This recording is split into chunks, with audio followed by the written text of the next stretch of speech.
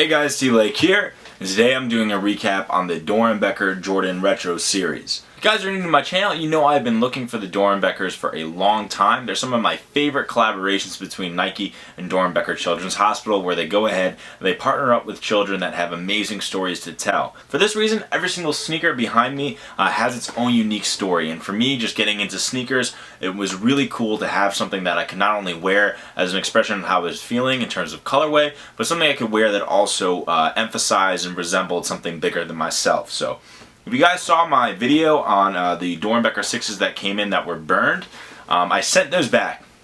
And literally the day afterwards, a close friend of mine, same person I bought my Tom Sachs Mars Yards from, my Kennedy New Balances, so I picked up some pretty good heat from him for fair prices, hit me up. He was helping a friend move, and his friend happened to have a dead stock pair, size 11, which I can fit in Jordan 6s made before 2010, but that's another story.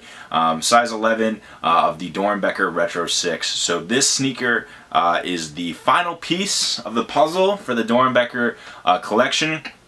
Prices have kind of gone into crazy town right now. Finding a brand new dead stock pair in a larger size is going to probably run you between $1,200 and $1,400 depending where you go. I paid about half of that, so I was really happy with the price, and I actually paid the same amount I paid for those burnt ones, so that was really great. This sneaker was designed by Jordan Dark. Jordan, this was back in 2009.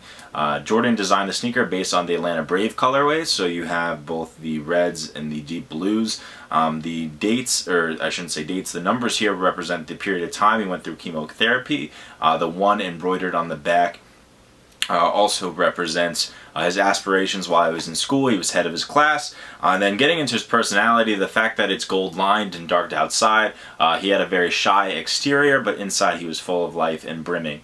As you guys can tell, that is so deep compared to a Jordan Retro where it's like a black and white colorway and it's like, oh, why was this made? And no one has any fucking idea, you know? And excuse my language, but these sneakers are just phenomenal. So I'll go over them. I guess I'll start with the order of hardest to find. Obviously the 6s took the longest, but it was partially because I didn't want to pay crazy prices for them. The Doernbecher 2s were definitely the hardest to find. It's rumored that this one had the most limited production number, but this was kind of before sneaker blogs got on it. So the Doernbecher 2 was very difficult to find. I had to compromise for a size 11. I probably would have liked 11.5 on these. The Doernbecher 4s, also hard to find because I really wanted to make sure my pair was authentic. This is a size 12 as well, so I probably would have liked to have an 11.5. But this has a crazy story. If you guys are interested in any of these, I actually have a Doernbecher playlist going through all of them. The Doernbecher Jordan 1, another crazy pair. I actually went and found a pair while I was in Portland last time that had the hang tag to it. Sold my other pair so I could have the complete sneaker. This one was crazy, designed by Tony Taylor, Mr. Boober, aka. Let's see. Doernbecher 9, in my opinion, the most unkid-like Jordan Retro. This one, in my opinion, the design process was very clean. Absolutely love this one. You have the green outsoles on the right pair, the red ones on the left pair to signify the Mexican country. Doernbecher 5s, easily the most chilling of the Doernbecher series. This sneaker is, again, dead stock, a sneaker I will not be wearing. Just out of respect for the story that it tells. It was also a sneaker I got for retail, past the fact that it had released. So for me, that was very telling. It was as something that I was supposed to have in the collection. I love this sneaker, absolutely love this sneaker. The other pair to the 6s, you already saw those. The Doernbecher 10, this was the most recent release. A lot of people hated these. To me, I love the colorway, the inspiration, his love of video games. The outsole is really dope on these too. I find, you know, it's hard to hate on any of these in my opinion. And then the Doernbecher 3. This is just a phenomenal model. This is actually the re-release. I found a really crispy pair a while back. So, you know, it's taken a long time. It's cool that I could share this journey with you guys. It's been about, you know, 2 years since I've been looking for them forever, but it's been 2 years when I could really start affording them. And I guess this is helpful because people are going to ask fair market value. So these are dead stock prices.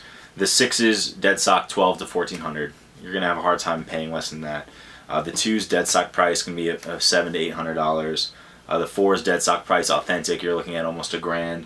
The 1's dead stock $550. The 9's dead stock $550. The 5's dead stock like 12 or 13 now. It's crazy.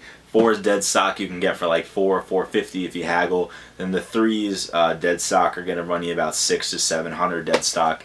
I didn't buy any of these dead stock except for the 6's and 5's, so you definitely can save money buying used. I think for the whole collection, collectively, I think I paid $1,800 over retail, which sounds like a lot, but this Doernbecher collection is worth way more than I paid. I'm not collecting them because they're worth a lot of money. I think having spent so much time looking for them, I guess I'm trying to think of things I could pass on to you guys that would help. You know, I think looking at local sneaker shows is a good way. A lot of these sneakers are replicated. It's always nice to have them in hand. Looking at eBay auctions all the time, seeing what's sitting on eBay auctions, and then messaging the sellers and being like, hey, you know, I'm really interested in the sneaker. Can we work something out? That saved me a lot of money. Leveraging trades, I would pick up something new that was hyped up and leverage it against, that's how I got my Doernbecher 4's. I leveraged a trade that way. And being really persistent for the Nike.com releases. I remember I followed J23 app on Twitter. He hooked me up with the hooked everyone up with the information on the restock. So, you know, it's awesome. You know, it's kind of sad that I don't have something else I'm looking forward to, because this is like a completionist set. This is also a longer video than I usually do, but you know, now that it's completed, it's great. I can really enjoy them. I think the sneakers are by far and away my favorite of anything, regardless of brand. And it's cool to see the journey end here. I mean, I would love to double the set and have one purely dead stock set, but I am not quite affluent enough to do that yet.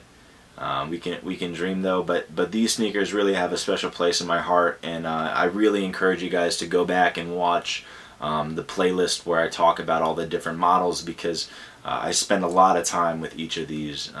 The stories that each child has to tell through this is really amazing, and there's not too many other opportunities where they get to have their voices heard. And the fact that Nike gets to do this is something very tremendous. And I want to thank all you guys, because you know, without having the support of the YouTube community and getting out there and networking and meeting people, a lot of these transactions would never have happened.